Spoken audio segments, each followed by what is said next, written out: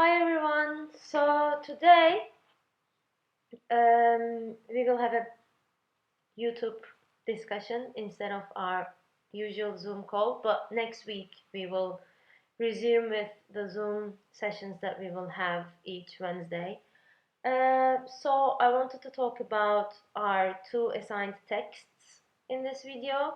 One is The Idea of the Holy by Otto, and the other one is The Social as Sacred by Durkheim. And as the assignment, I wanted you to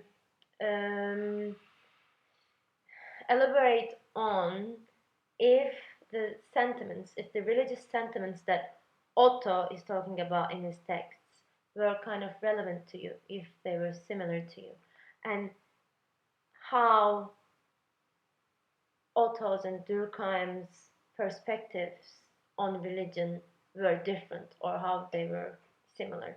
And I wanted to provide you with a little bit of context to understand these texts in relation to one another. But before doing that, I want to take a step back and talk about the texts that we already discussed in our first Zoom discussion. Yeah. So we had Tyler. I mean, we talked about Tyler through Stocking's article that was about Tyler's diary. Yeah. And we had another little text of Dostar. Dostar is a contemporary anthropologist, as we've talked, and Tyler is one of the first anthropologists, yeah, from the end of the 19th century. And Tyler is, as we talked, is an evolutionist. Yeah, his way of seeing and understanding anthropology is very ethnocentric, we can say. So he thought, and his peers thought, that the Western civilization is the peak of all cultures. Yeah, and he wanted to understand the roots of Western civilization. Yeah, so there was a hierarchy between the Western men and the primitive, so-called primitive men, what he called primitive men, the non-Western, not yet civilized societies. So according to his assumption, all of the societies would be civilized at some point throughout the time. Yeah, and he said to understand the Western men, we can look at religion actually, and he posited animism, this belief system that everything has a spirit, yeah, and these spirits would be revealed when in contact with things, yeah, uh, was a primitive form of belief according to Tyler, yeah, and Christianity was the more developed form of belief. So we can see how first anthropologists thought about religion in general, but also non-Western belief systems. Yeah, and in the article, as we have discussed, he is looking at the way spiritism was practiced among actually Western men. Yeah, and he was very skeptical, as we've discussed, to these forms of beliefs, knocking the table or calling the spirit and communicating with the spirit. But also we saw that how he was inclined to judge certain people more harshly than others. Yeah. So his way of looking at socioeconomic factors, judging people according to their socioeconomic or racial background was very relevant. Yeah. And we saw that actually he was committed in a way not to believe in these forms of separatism. Yeah, and Dostar provides us with much more of a contemporary perspective. Yeah, we've talked about like how these actually different forms of like magic and psychotherapy and religion, they're not mutually exclusive with one another in our contemporary world, and they're always in conversation with other factors of gender, socioeconomic background, as we've talked through Mercedes. case. Yeah. And now we have two other articles, yeah, Otto and Durkheim. So, a little bit background about Otto. He's writing this text in 1917, and he's a German philosopher and theologian. Yeah, and as you see in this article, he's interested in this idea of numinous. Yeah, kind of a religious sentiment.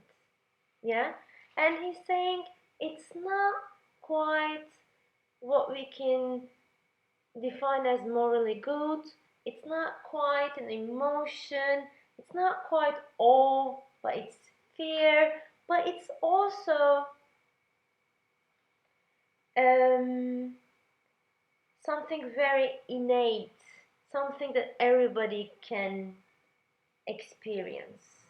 Yeah, and he kind of compares and contrasts a lot of religion, yeah, mysticism, Christianity, and also quote unquote primitive religion, and we see that he has this kind of an underlying understanding of thinking of primitive religion or thinking of religious systems of non-Western societies as primitive, is not yet developed, yeah, but it is not his kind of main point, as to say. And he tries to understand this religious sentiment with the words like uncanny or mysterium, yeah, like he uses, and he quotes Kant, he uses these Western intellectuals' concepts to understand this religious sentiment. And he says, he goes back to the point to say that this religious sentiment is very different than the other aspects of social life, and it's very different than rational mind. Yeah, it's not rational, he says. It's the wholly other. It's beyond the sphere of intelligible. It's the beyond the sphere of familiar, he says. Yeah, and it's a force that is beyond us, but that we kind of depend on it. That's how he explained this phenomena of numinous. Yeah, and I think it's very interesting to actually, obviously, what he says, but more so than what he says, the content of the article, I think it's very important for us to see that how he argues what he's saying. Yeah, because he says on the one hand that this sentiment is not, we cannot explain this sentiment, it's a feeling, it's an experience, but he, in this article, he's making a constant effort to describe it. Yeah, and so we can see how the scientific way of thinking is very present in his way of understanding religious sentiment. Yeah, he's trying to explain it, even if he says that it's not something that we can explain. Also, what is very, very important, and which is very strikingly different to Durkheim, and we can talk about Durkheim at this point, is that he locates this religious sentiment as merely individualistic. Yeah, as if it's in us, innate us, as if we are born with it. Yeah, at some point of the article he says, the ones who have never experienced such a sentiment, you don't need to continue reading it. Yeah, there is this assumption that everyone understands what a religious sentiment is, but he doesn't look at the social causes of this religious sentiments. He says that it's in us. He doesn't explain where it comes from. Yeah, and this is very different to Durkheim's approach. Yeah, so, and it's important to say neither Durkheim nor Otto is anthropologists, but they are very important thinkers of that time that influenced how anthropologists see or thought about religion. Yeah. So Durkheim, maybe some of you heard of him. He's a sociologist, French again, and from at the end of the 19th century and 20th, the beginning of 20th century, and he's very important as to bring the social forward in his explanation of society and how individuals relate to society. Yeah. He has many written articles about suicide, for example. Yeah, he says suicide is not an individual phenomena. If you look at the suicide rates of certain countries, you can see that suicide rates are actually correlated with economic depressions. Yeah. So, but in this text, he's not talking about suicide per se, but he's talking about religion and the role of religion in creating unity, harmony, yeah, kind of a bond in societies. And he's using the example of Australian clan, and he's like doing interesting moves between Western society and then going back to clan. But there is a logic behind it. Yeah? So, first of all, as I mentioned, he has a different agenda than the evolutionists. Yeah, he's not trying to understand the root of Western civilization, but he has a different question in mind. Yeah, which this question will be very important for the anthropologists that we will look at in next weeks.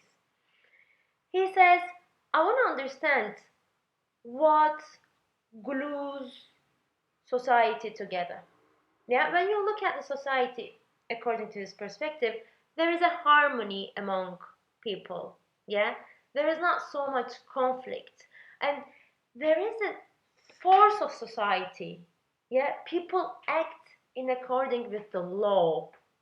People act in according with the rules of society, and there are people who don't, by the way, but those are exceptions. He says. So, how can I understand the force of society that is visible on individuals? That's his question. And he says for Western society, it's law and morality. Yeah, the ethical, what is good and what is bad, is kind of the bond or the force of society that make people act in certain ways.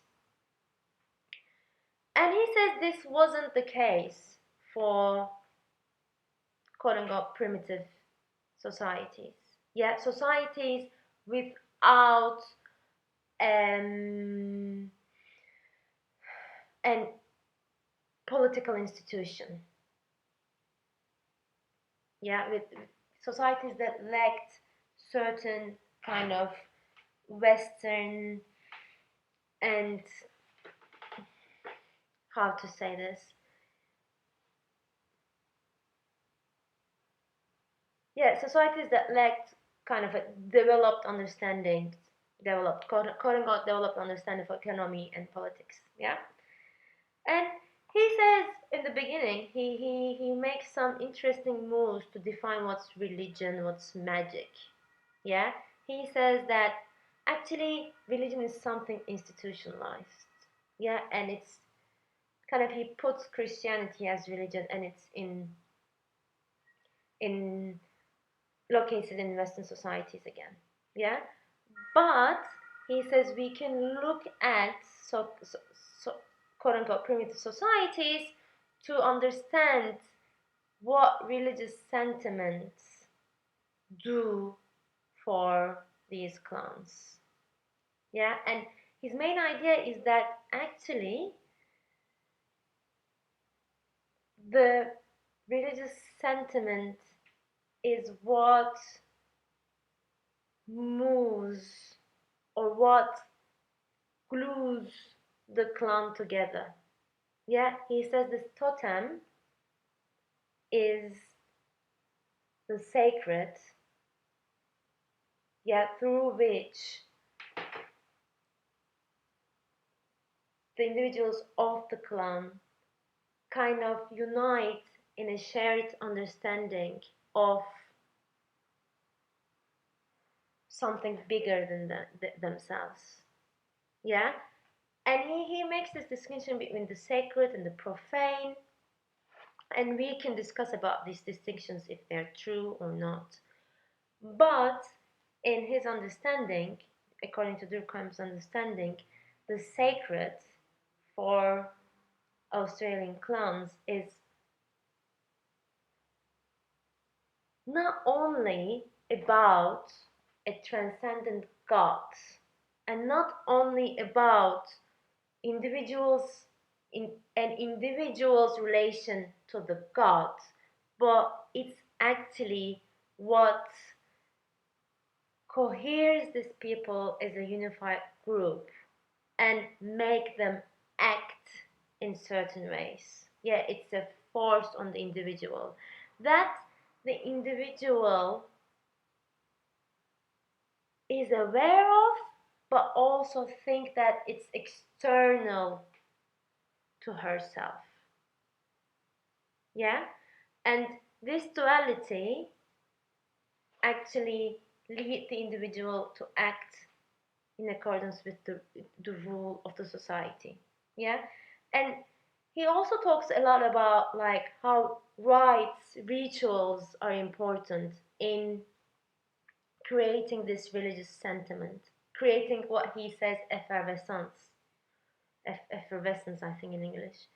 But in his perspective, we see that actually the rituals, actually the collective act is the root to generate religious sentiment. Yeah, generate the symbols, the totem of the clan. Yeah, it's not the individual sentiment as in Otto's perspective. Yeah, so Otto is writing from a very different understanding of religious sentiment and different understanding of personhood. Yeah, it's very similar to, in a way, psychology. Yeah, it's he doesn't understand or he doesn't explain the roots of the religious sentiments, how it is produced socially. Yeah, in a way, Durkheim is taking a much different approach, saying that actually this religious sentiment, it's not about God per se, but it's about society. Yeah, so the collective action, the rituals, the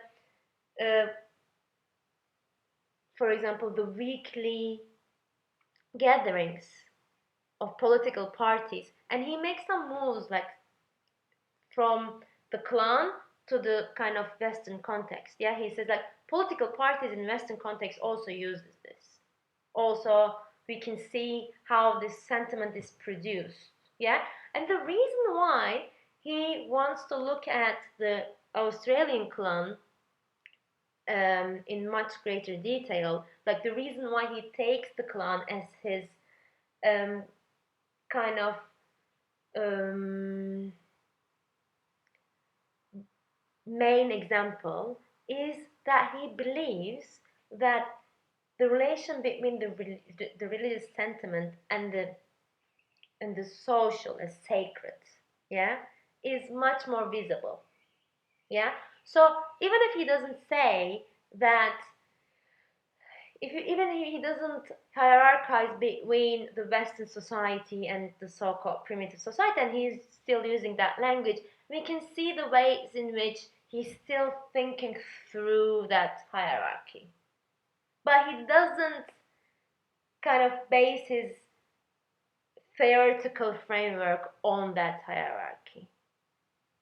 Yeah, so what he says is when we look at the totem, when we look at the ways that these rituals are held in a clan, we can see the religion, the religious sentiment as social much more clearly. And then we can look at the ways in which this also happens in Western society. Yeah? Um, yeah, I think this is all in a nutshell. Yeah. Um, okay, let me know if this was helpful. I'll see you next week. And I'm gonna write a little bit of notes on how to comment on this video so that we have a discussion under this video. I will be writing on your comments, and don't hesitate to comment to one another. And yeah, see you next week. Thank you.